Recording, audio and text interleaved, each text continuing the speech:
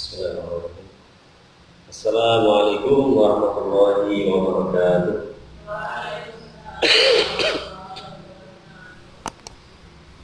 Alhamdulillah, nahmaduhu wa nasta'inuhu wa nastaghfiruh wa na'udzu billahi min shururi anfusina wa min sayyiati a'malina, may yahdihillahu fala mudilla lahu wa may yudlil fala hadiya lahu. Asyhadu an la ilaha illallah wahdahu la syarika lahu wa asyhadu anna Muhammadan abduhu wa rasuluhu alladzi la nabiyya wa la rasula ba'dahu. Allahumma shalli ala Muhammad wa ala ali Muhammad kama shallaita ala Ibrahim wa ala ali Ibrahim innaka Hamidum Majid, wa barik ala Muhammad wa ala ali Muhammad kama barakta ala Ibrahim wa ala ali Ibrahim innaka Hamidum Majid. Allahumma inna nas'aluka 'ilman nafi'an wa rizqan thayyiban wa 'amalan mutaqabbalan. Allahumma arina al-haqqa haqqan warzuqna ittiba'ah wa arina al-batila batilan warzuqna ijtinabah. Allahumma la sahla illa ma ja'altahu sahla wa anta taj'alul hazna idza syi'ta sahla. Rabbi shrah li sadri wa yassir li amri wa hlul 'uqdatam min lisani yafqahu qawli, amma ba'd. Syukur mari kita panjatkan kehadirat Allah Subhanahu wa taala yang telah melimpahkan nikmat-nikmatnya kepada kita, yang telah melapangkan segala urusannya bagi kita di dunia. Mudah-mudahan kita semakin bersyukur atas nikmat-nikmat Allah sehingga kita digolongkan menjadi hamba Allah yang bersyukur. Lepas salat dan salam mudah-mudahan senantiasa terlimpahkan kepada junjungan kita Nabi Muhammad SAW, kepada keluarga, kepada sahabat, dan juga kepada umatnya yang senantiasa istiqomah mengikuti sunnah-sunnah beliau hingga datangnya hari kiamat. Baiklah, pada pagi hari ini kita akan melanjutkan pengajian kita. Terlebih dahulu mari kita membaca beberapa ayat Al-Quran. Mudah-mudahan ini menjadi pembuka pintu-pintu rahmat, pintu-pintu barokah dari langit. Mudah-mudahan Allah senantiasa membimbing kita dengan petunjuk yang telah Dia turunkan dalam kitabnya, sehingga kita senantiasa diberikan petunjuk hingga kita kembali kepada Allah Subhanahu wa taala. Mari kita baca surat Al-Baqarah. Surat Al-Baqarah lanjutan yang kemarin, ayat 39. Sekarang ayat 40. Sekarang ayat 40. Namun lebih dahulu kita baca surat Al-Fatihah. A'udzu billahi minasy syaithanir rajim. A'udzu billahi minasy syaithanir rajim.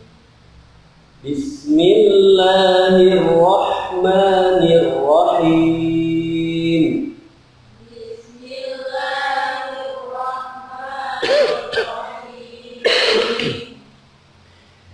Alhamdulillahi Rabbil Alamin. Alhamdulillahi Rabbil Alamin.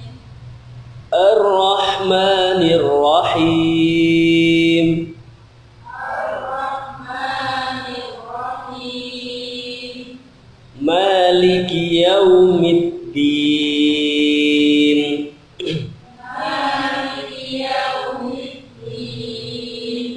Iyyaka na'budu wa iyyaka nasta'in. Iyyaka na'budu wa iyyaka nasta'in. Ihdinas siratal mustaqim. Ihdinas siratal mustaqim. Siratal ladzina an'amta 'alaihim. Siratal ladzina an'amta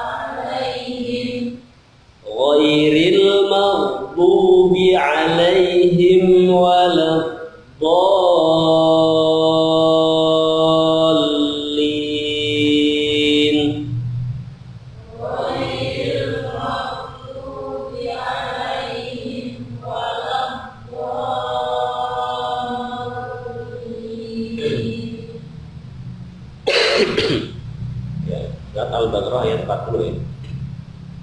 A'udzubillahi minasyaitonir rajim. Ya bani Israil adhkuru ni'mati allati an'amtu 'alaikum.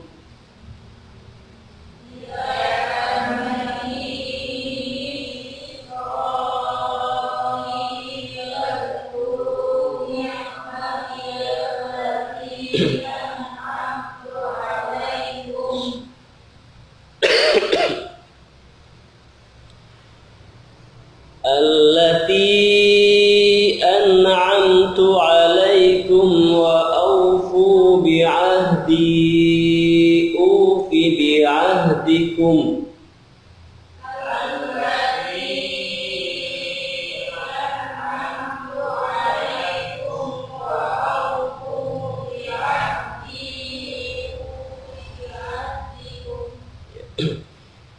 Wa awfu bi'ahdi ufi bi'ahdikum wa iyaya farhabun.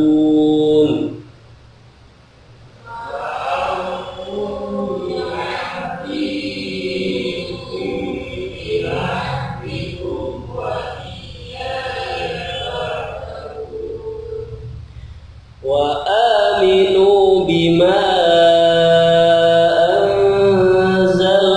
musaddiqan lima ma'akum.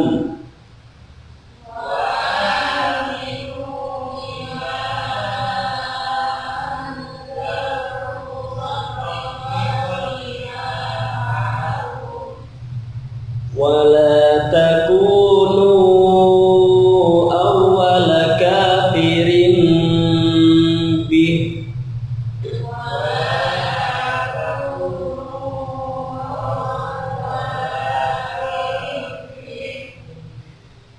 ولا تشتروا بآياتي ثمنا قليلا وإياي فاتقون.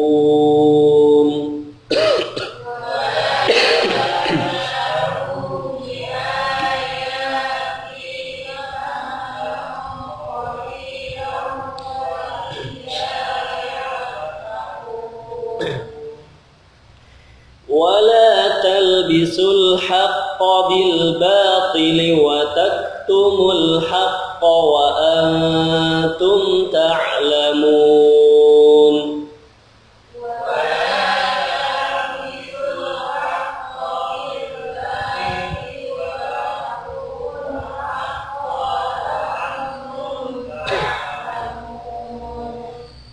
وأقيموا الصلاة وآتوا الزكاة واركعوا مع الراكعين.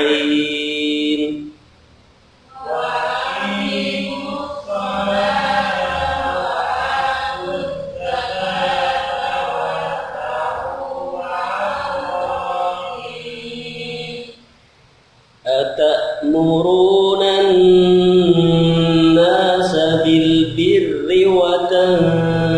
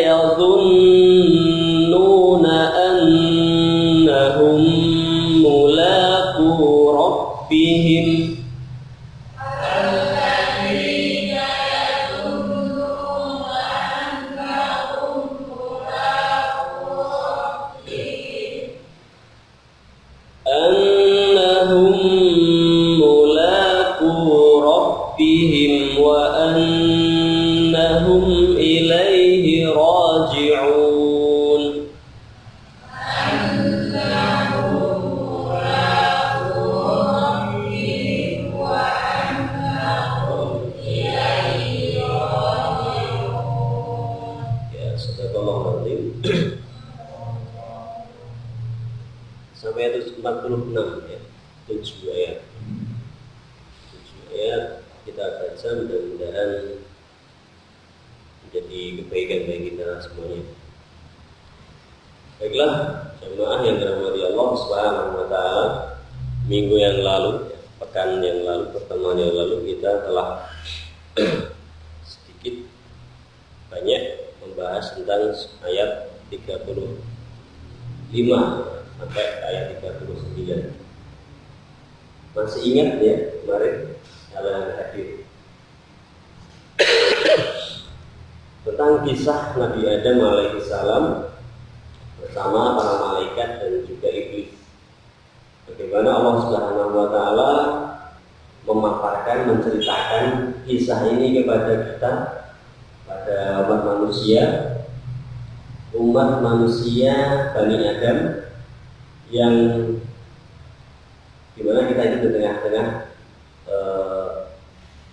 akhir zaman, di akhir zaman. Sejak Nabi Adam turunkan ke dunia hingga nanti datangnya hari kiamat, kita bisa membayangkan berapa banyak atau banyaknya jumlah umat manusia. Sejak Nabi Adam diturunkan, kisahnya diturunkan ke dunia hingga mungkin manusia yang lahir terakhir, bayi yang terakhir nanti dilahirkan, kita bisa bayangkan berapa banyak jumlahnya. Itu semua diberitahu, diceritakan, dikisahkan oleh Allah Subhanahu wa taala di dalam kitabnya untuk dijadikan sebagai pelajaran, sebagai pengingat tentang siapa kita, untuk apa kita diciptakan, dan pada akhirnya nanti kemana kita akan kembali. Nah, kisah ini sebagai pelajaran bagi manusia, di mana manusia kemarin sudah kita ketahui terbagi menjadi 3 kaum. Ada yang beriman kepada Al-Quran, ada yang ingkar kepada Al-Quran, dan ada yang munafik, ya. Tidak beriman juga tidak kafir. Lalu pada akhirnya orang-orang munafik nanti pada akhirnya dijadikan satu dengan orang-orang kafir. Nah, lanjutan daripada ayat 39, Allah Subhanahu wa taala mengambil satu kisah. Setelah kita diberi tahu kisah Nabi Adam, penciptaan Nabi Adam, penciptaan manusia pertama, di mana manusia yang pertama itu Adam memiliki banyak keturunan, yang pada akhirnya keturunan itu habis di masa Nabi Nuh alaihissalam, kecuali tinggal orang-orang yang berada di atas kapal Nabi Nuh. Semua manusia binasa kecuali orang-orang yang diselamatkan Allah bersama Nabi Nuh di atas kapal, di atas perahu. Pada akhirnya umat Nabi Nuh kemudian berkembang, ya, hingga hari ini. Nah, Nabi Nuh melahirkan putra-putra, dan di antara putra beliau, di antara keturunan beliau adalah Nabi Ibrahim alaihissalam. Nah, dari Nabi Ibrahim alaihissalam Allah menurunkan putranya yaitu Nabi Ismail dan Nabi Ishak. Nah, Nabi Ismail ini kemudian menurunkan bangsa Arab, yang kemudian disitulah lahir Nabi akhir zaman yaitu Nabi Muhammad SAW. Dan dari anaknya yang bernama Ishak, dari istrinya yang bernama Siti Sarah, Allah SWT wa min wara'i Ishaq Ya'qub. Setelah penantian yang cukup lama, Nabi Ibrahim dikaruniai seorang putra yang namanya Ishak, dan setelah Nabi Ishak, setelah Ishak itu akan lahirlah penerus beliau yaitu Nabi Ya'qub. Nabi Ya'qub inilah yang kemudian mendapatkan julukan sebagai Israil. Israil. Maka disebut sebagai Bani Israel karena keturunan dari Nabi Ya'qub. Nabi Ya'qub memiliki putra sejumlah 12 putra beliau, diantaranya adalah Nabi Yusuf, Bunyamin, dan sisanya adalah anak-anak Nabi Ya'qub dari istri yang lain. Jadi istrinya Nabi Ya'qub itu kalau nggak salah lebih dari 1 ya, 2 atau berapa. Nah, jadi di antara keturunan Nabi Yakub, nah, di antara keturunan Nabi Yakub ini ada yang beriman, ada yang munafik, ada yang ya sama lah, ya. Seperti pada umumnya manusia. Di antara keturunan Nabi itu tidak semuanya beriman. Ini bagi catatan bagi kita. Tidak selalu orang soleh itu kemudian keturunannya semuanya soleh. Tidak selalu orang yang baik itu keturunannya semuanya baik. Karena masing-masing itu sesuai dengan perbuatannya, sesuai dengan perbuatannya masing-masing. Apakah kemudian anak yang tidak soleh ini akan membahayakan orang tuanya yang soleh? Tergantung bagaimana cara mendidik anaknya, bagaimana cara memberikan hak, cara mengasuh dan sebagainya, bagaimana cara memberi makannya, apakah dari jalan yang halal atau dari jalan yang haram. Nah, itu. Kalau orang tua yang soleh yang sudah melaksanakan tugasnya sebagai orang tua itu dengan benar, memberikan nafkah yang halal, yang thayyib, mendidik dengan pendidikan yang sesuai, ya, sesuai dengan agama, sesuai dengan Al-Quran dan Sunnah. Kok pada akhirnya anaknya tidak soleh, ini sudah lepas, sudah lepas. Nanti kisahnya di yaumil kiamah, sebagaimana kisah Nabi Nuh, anaknya ada yang tidak mau taat kepada bapaknya. Nabi Ibrahim itu demikian, keturunan-keturunannya. Nah, termasuk ini Bani Israel dijadikan kisah yang abadi dalam Al-Quran sepanjang masa, dibaca oleh setiap manusia yang beriman, dibaca oleh setiap generasi. Tujuannya apa? Nah, ini yang penting. Seringkali kita nggak ngerti, banyak yang kita nggak ngerti tentang Bani Israel. Padahal kalau kita lihat kisah Quran itu isinya Bani Israel, Bani Adam, Bani Israel.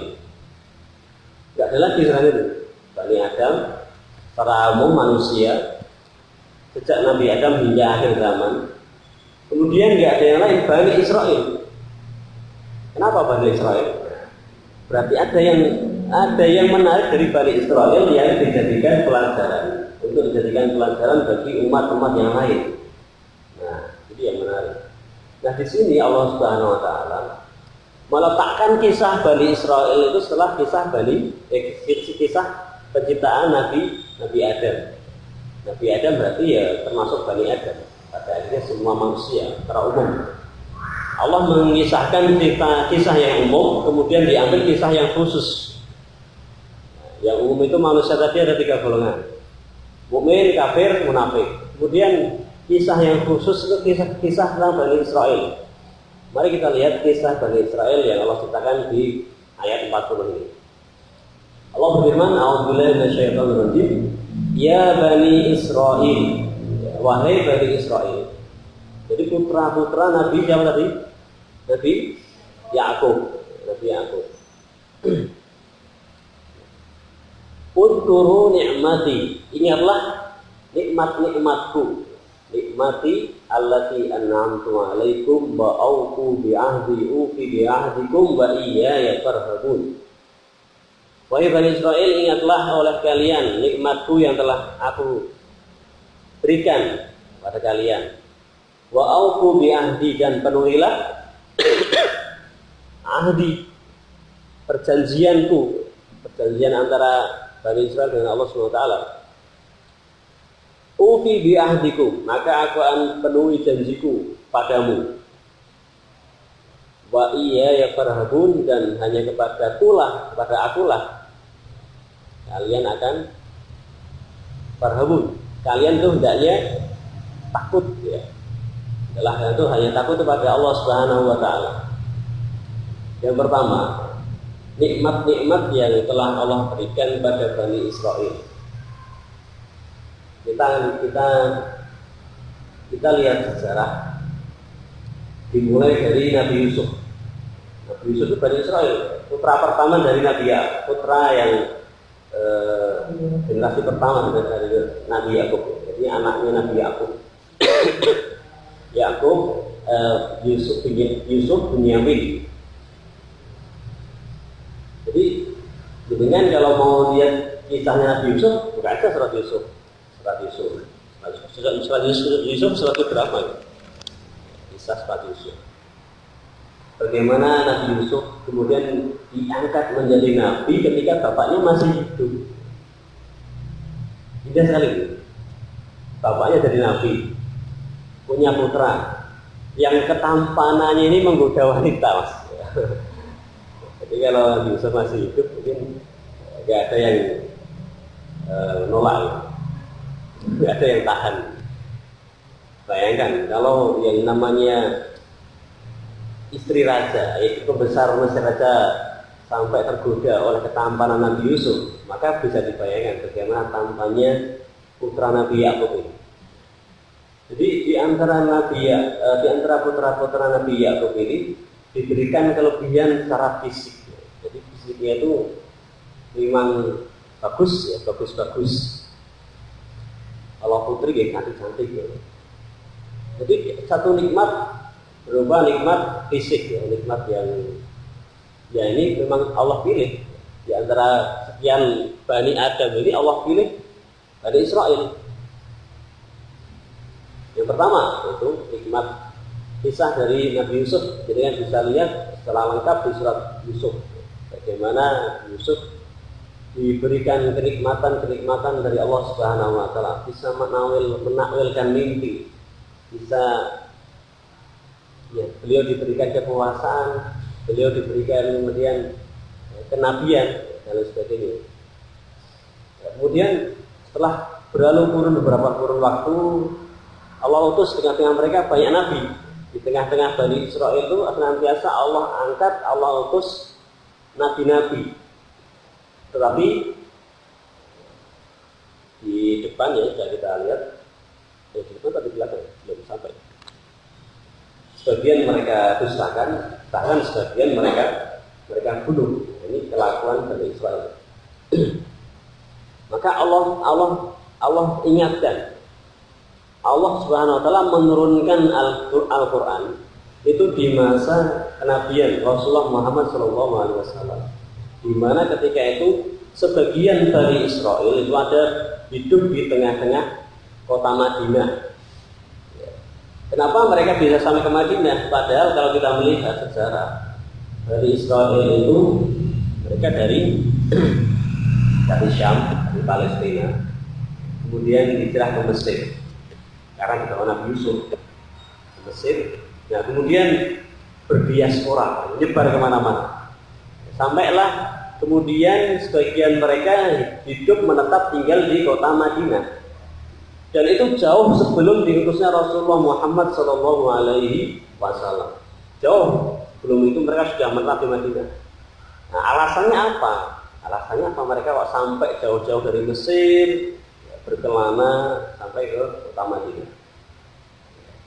Kalau menurut saya, karena nubuah atau kabar akan datangnya Nabi penutup itu sangat jelas di dalam kitab mereka. Jadi akan kemunculan Nabi Muhammad atau yang disebut oleh Nabi mereka itu dengan Nabi Isa dengan nama Ahmad itu sangat ketol. Ada kitab Taurat, kitab Zabur, kitab Injil, itu semua kitab Bani Israel, kitab suci Bani Israel. Hingga Injil yang terakhir, Nabi yang diturunkan kepada Nabi Isa menyampaikan dengan sangat jelas bahwa akan datang setelah nanti seorang nabi yang namanya Ahmad. Ya. Maka pastilah dicari oleh mereka, dicari-cari di mana nanti akan muncul seorang nabi yang ummi yang akan diutus di tengah-tengah daerah yang di situ ada kebun kurma. Dan mereka dapati kebun kurma itu hanya ada di kota Madinah. Maka mereka pun hijrah dari Mesir, dari orang-orang yang betul-betul menginginkan untuk mendapati Nabi akhir zaman yang dijanjikan oleh kitab suci mereka itu. Pada akhirnya mereka sampai di Madinah karena mereka tahu bahwa di situ nanti akan dimunculkan, dari situlah akan muncul Nabi akhir zaman, Nabi terakhir untuk para Nabi. Nah, Kisahnya kurang lebih seperti itu. Dan mereka mengira Nabi akhir zaman itu akan lahir dari bangsa mereka, dari kaum mereka, kaum Bani Israel.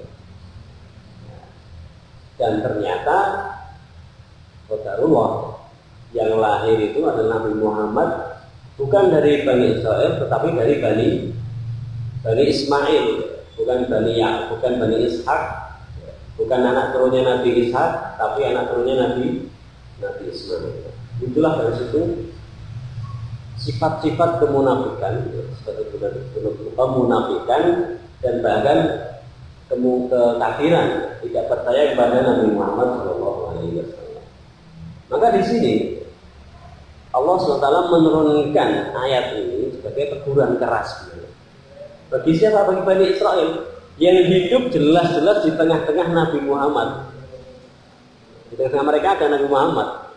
Begitu Nabi Muhammad hijrah dari Makkah menuju Madinah, Bani Israel masih di situ, dan mereka menyaksikan bagaimana Nabi Muhammad SAW. Dan persis dengan apa yang mereka dapati di dalam kitab suci mereka, ciri-cirinya, tanda-tandanya, tidak ada yang berbeda. Tetapi apa? Ya ini penyakit yang sama yang menjangkiti iblis, penyakit yang sama. Apa nih? Ya dengki, ya iri, ya hasad. Nah, itulah penyakit yang kemudian banyak menjerumuskan manusia ke dalam kesesatan, dalam neraka. Nah, sekali lagi, inilah peringatan yang keras. Kisah Bani Israel ini diletakkan setelah setelah Nabi Adam, agar orang-orang yang masih ada keraguan di dalam hatinya, agar orang-orang yang masih ingkar pada Al-Quran ini sadar. Maksudnya begini, coba kalian lihat itu Bani Israel. Sudah aku beri nikmat kepada mereka, baik itu nikmat dunia berupa harta benda. Sekarang mana ada Bani Israel yang marah? Bani Israel hari ini hampir Bani Israel jumlahnya sedikit itu menguasai dunia hari ini. Iya, hampir di seluruh sisi kehidupan mereka itu ekspor, jadi sangat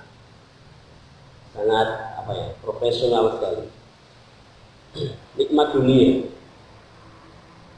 Nah, kemudian Allah peringatkan mereka dengan wa aufu bi ahdi, penuhilah janjiku.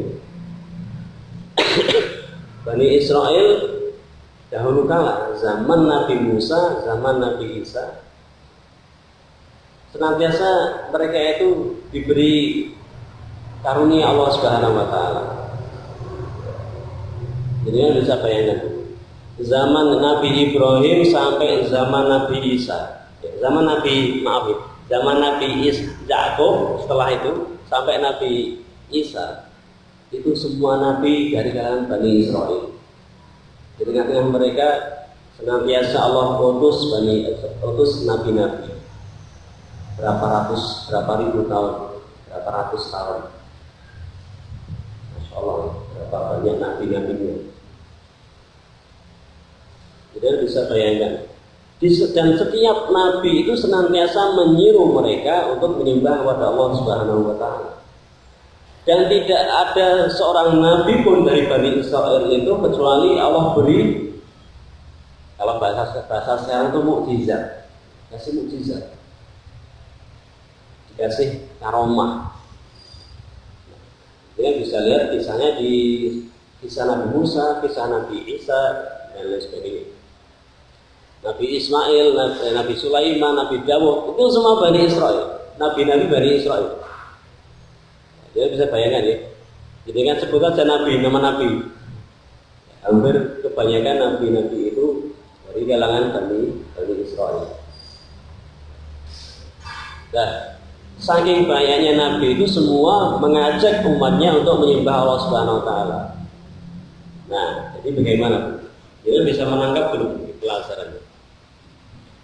Jadi suatu kaum yang kemudian diberi nikmat Allah Subhanahu wa taala, diberi petunjuk dengan diturunkannya diutusnya seorang nabi di tengah-tengah mereka, itu ternyata tidak cukup menjadikan mereka itu kemudian menjadi hamba-hamba Allah yang taat, yang bertakwa.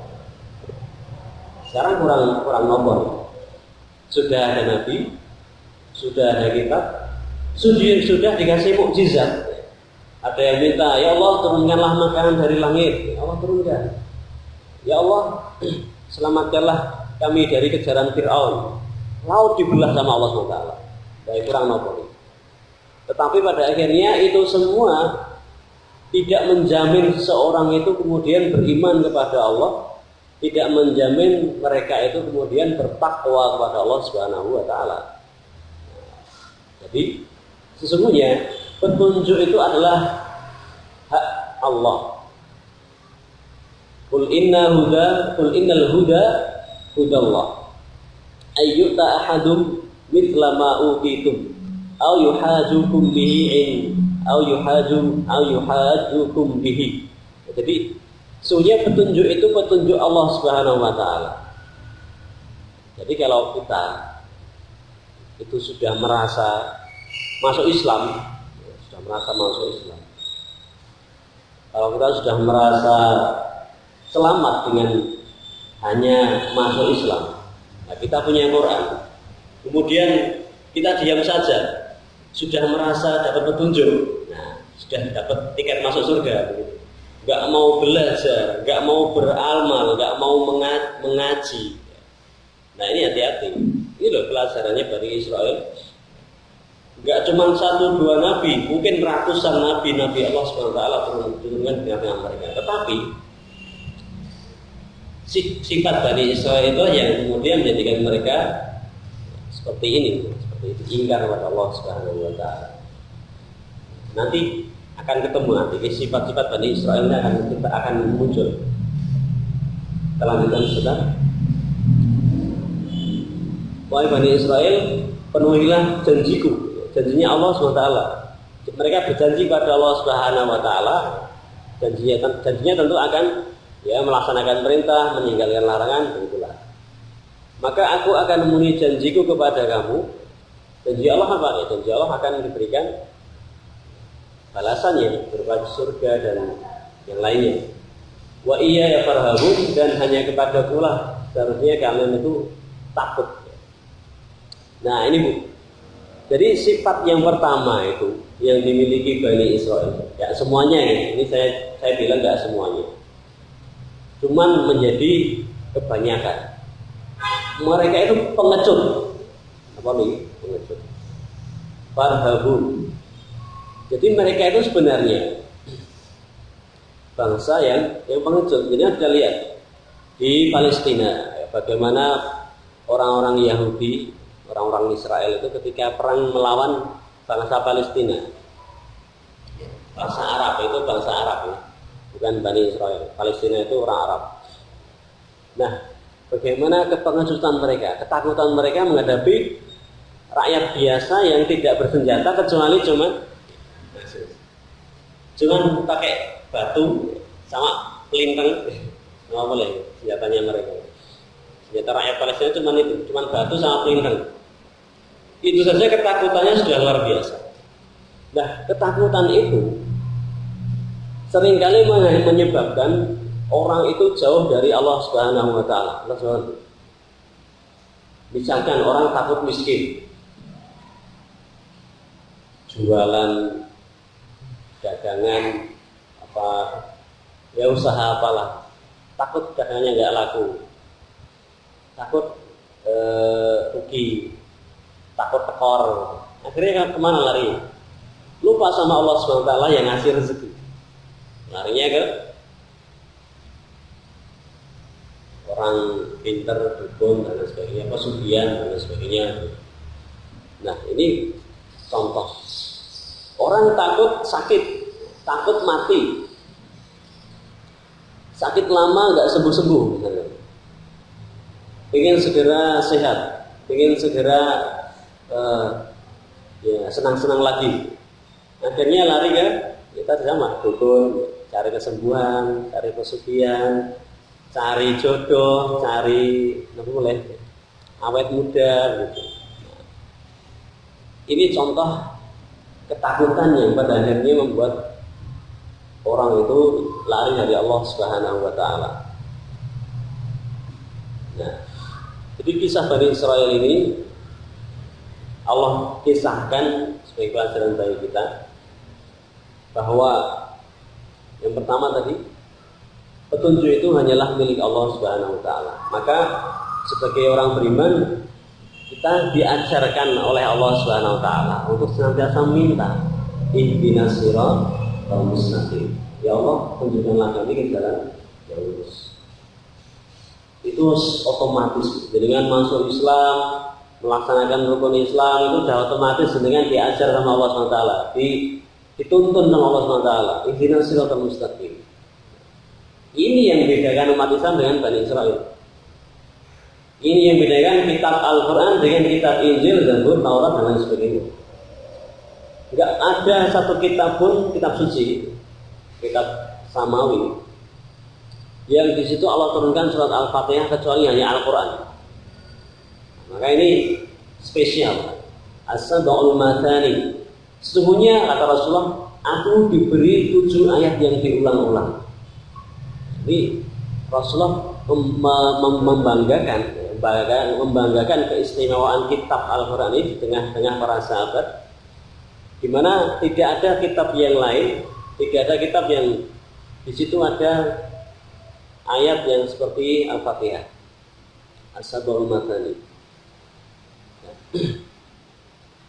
Maka bersyukur kita jadi orang beriman, orang Islam, di mana Allah SWT senantiasa menuntun lisan kita untuk memohon kepada Allah, meminta kepada Allah SWT, yaitu meminta petunjuk. Ihdinas shiratal mustaqim shiratal ladzina an'amta 'alaihim ghairil maghdubi 'alaihim waladdallin.